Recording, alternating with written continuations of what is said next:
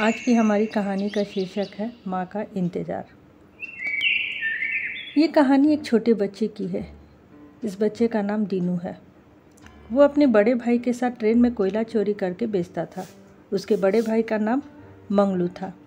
असल में ये लोग बहुत गरीब होते हैं। इनको अपने गुजर बसर के लिए चोरी करनी पड़ती है। वो चोरी किए हुए कोयले को एक दुकान में बेचते हैं और उस दुकान में जलेबी बन रही होती है। तो दीनू अपने बड़े भाई से जलेबी खरीदने के लिए बोलता है। तो उसका बड़ा भाई बोलता है आज तो उसके पास इतने पैसे नहीं हैं, लेकिन एक दिन वो उसे जलेबी ज़रूर खिलाएगा। फिर वो दुकानदार कोयले के बदले उन्हें थोड़ा सा दूध देता है, जिसे लेकर वो घर चले जाते हैं। उनके घर में उनकी माँ और एक छोटी बहन होती है। उन दोनों बच्चों से उसकी माँ उस दूध के बारे में पूछती है तो वो दोनों अपनी माँ को कुछ नहीं बताते हैं। फिर एक रात मंगलू काम पर जा रहा होता है तो दीनू बोलता है कि वो भी उसके साथ जाएगा, लेकिन मंगलू मना करता है कि तू अभी बहुत छोटा है। लेकिन दीनू नहीं मानता है। दीनू बहुत जिद करता है मंगलू के साथ काम पर जाने के लिए और उसकी जिद करने के साथ ही मंगलू उसे अपने साथ काम पर ले जाता है। दोनों भाई एक रेलवे स्टेशन पर पहुंचते हैं। दीनू अपने बड़े भाई मंगलू की गोद में सो जाता है। मंगलू उसे उठाने की बहुत कोशिश करता है, पर दीनू बहुत छोटा होता है, उसे बहुत नींद आ रही होती है। तब मंगलू दीनू को एक बेंच पर सुला देता है और दीनू को बोलकर जाता है कि तुम इसी बेंच पर सोना, मैं कल सुबह आकर तुम्हें घर ले जाऊंगा। जब मंगलू काम पर जा रहा होता है तभी दीनू बोलता है जब तुम कल सुबह काम से आओगे तो मेरे लिए जलेबी लेकर आना। मंगलू कहता है हाँ ठीक है। दीनू कहता है 2000 जलेबियाँ लेना। इसके बाद बड़ा भाई मंगलू काम पर चला जाता है। कुछ ही देर बाद जब रात और भी गहरी हो जाती है, स्टेशन पूरी तरह से खाली हो जाता है। इस पूरे स्टेशन पर सिर्फ एक बच्चा होता है और वो होता है दीनू। दीनू उसी प्लेटफॉर्म पर खड़ी एक ट्रेन में जाकर बैठ जाता है। कुछ ही देर बाद उसे नींद आ जाती है। सुबह जब उसकी नींद खुलती है तो ट्रेन चल रही होती है। दीनू ये देखकर घबरा जाता है। वो अपने बड़े भाई को खोजने लगता है। साथ ही साथ ट्रेन के दरवाजे को भी खोलने की कोशिश करता है, पर सारे दरवाजे पूरी तरह से लॉक्ड होते हैं। इसलिए कई बार ट्रेन रुकने के बाद भी दीनू ट्रेन से बाहर नहीं निकल पाता है। ट्रेन की बोगी पूरी तरह से खाली होती है। दीनू भूखा प्यासा इस ट्रेन में फंस चुका है। उस दिन पूरा सफ़र करने के बाद वो ट्रेन कलकत्ता पहुंच जाती है। दीनू के गांव से काफ़ी दूर, बहुत दूर। वो स्टेशन पर पहुंचता है। स्टेशन पर बहुत भीड़ रहती है। वहाँ सब लोग बंगला बोल रहे होते हैं। वो अपने गांव से 1600 किलोमीटर दूर आ गया था। दीनू किसी की बात समझ नहीं पा रहा था क्योंकि वहाँ सब लोग बंगला बोल रहे थे। दीनू वह जैसे गरीब बच्चों के साथ थाबड़ा स्टेशन पर जाकर बैठ जाता है। थोड़ी देर बाद वहाँ कुछ लोग आते हैं जो उन गरीब बच्चों को वहाँ से ले जाते हैं। दीनू किसी तरह वहाँ से भाग जाता है। एक बार फिर वो इस बड़े शहर में अकेला रहता है। तभी उसे एक देवी का मंदिर दिखता है। वो वहाँ जाता है और वहाँ पर चढ़ाए हुए कुछ प्रसाद खाकर वो अपना पेट भरता है। अगले दिन दीनू रेलवे ट्रैक से आगे बढ़ रहा होता है। तभी उसे एक औरत मिलती है जिसका नाम नूर होता है। वो दीनू से पूछती है कि तुम यहाँ क्या कर रहे हो। तो दीनू उसे सब कुछ बता देता है। वो अपने गांव का नाम गणेश तले बताता है। वो इतना छोटा गांव होता है कि उस गांव के बारे में कोई भी नहीं जानता है। नूर उसकी सारी बातें सुनकर उसे अपने घर ले जाती है। उसे नहलाती है, खाना खिलाती है, कपड़े पहनाती है। तभी नूर के घर एक आदमी आता है जो दीनू को शारीरिक तंदुरुस्ती देखता है।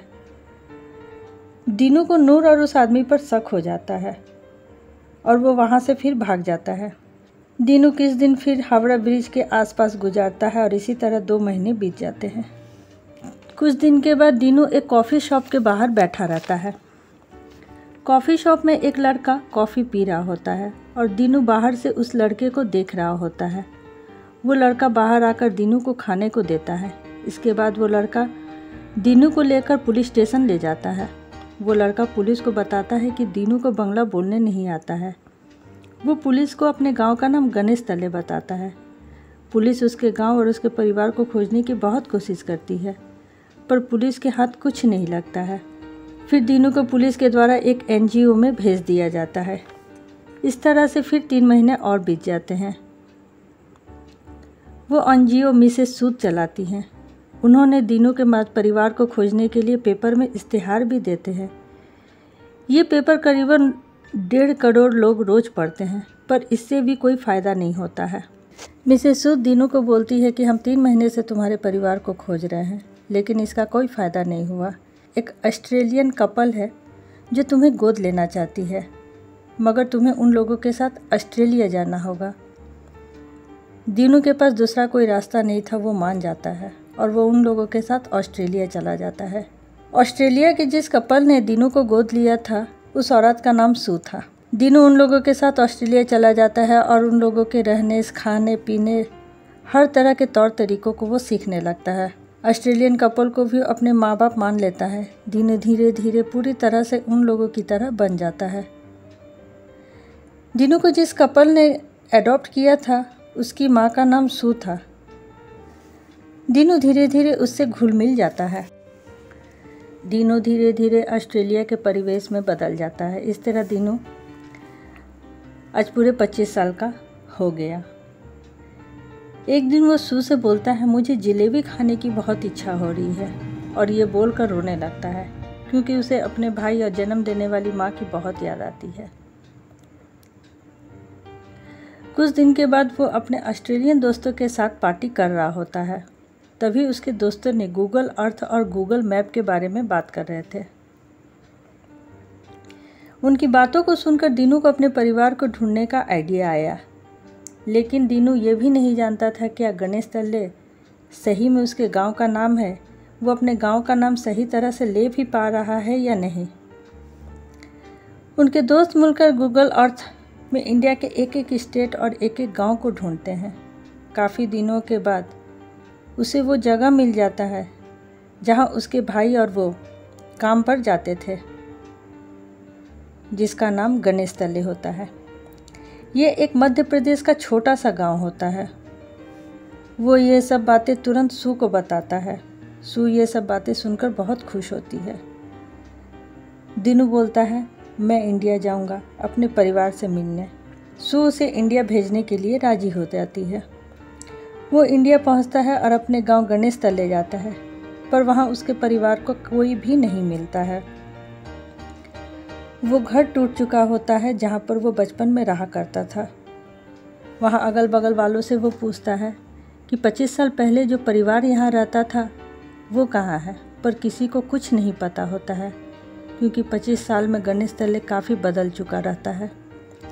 तभी पास में बैठे एक बूढ़े व्यक्ति दीनू का हाथ पकड़कर एक घर में ले जाता है जहाँ दीनू की माँ और उसकी छोटी बहन आज भी उसके इंतज़ार में बैठी थी। दीनू उन्हें देखकर फूट फूट कर रोने लगता है।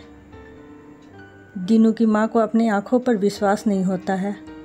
अपनी माँ और बहन से मिलने के बाद वो अपने बड़े भाई मंगलू के बारे में पूछता है। तब उसकी माँ बताती है कि जिस रात तुम्हें वो काम पर लेकर गया था, उसी रात मंगलू का एक ट्रेन एक्सीडेंट में मौत हो जाती है। मतलब एक ही रात में एक माँ ने अपने दोनों बेटों को खो दिया था। ये सुनकर दीनू बहुत दुखी होता है। वो ऑस्ट्रेलिया अपनी माँ सू को फ़ोन करता है और ये सारी बातें बताता है। दीनू बोलता है कि आपने जो मेरे लिए किया है वो मैं कभी नहीं भूल सकता हूँ। जो जैसा था वैसा ही रहेगा, लेकिन इन लोगों को मेरी ज़रूरत है। आप जब भी मुझे ऑस्ट्रेलिया बुलाएंगी मैं आ जाऊँगा। इसके बाद दीनू उन सब जगहों पर जाता है जहाँ पर वो अपने भाई के साथ खेलता था। इस तरह कुछ दिन और बीत जाते हैं। एक दिन दीनू से मिलने दीनू के ऑस्ट्रेलिया वाले माता पिता आते हैं, जिसे देखकर दीनू बहुत खुश होता है। ये थी एक मध्य प्रदेश की छोटे से बच्चे की सच्ची कहानी। आपको ये कहानी कैसी लगी आप लोग ज़रूर बताइएगा।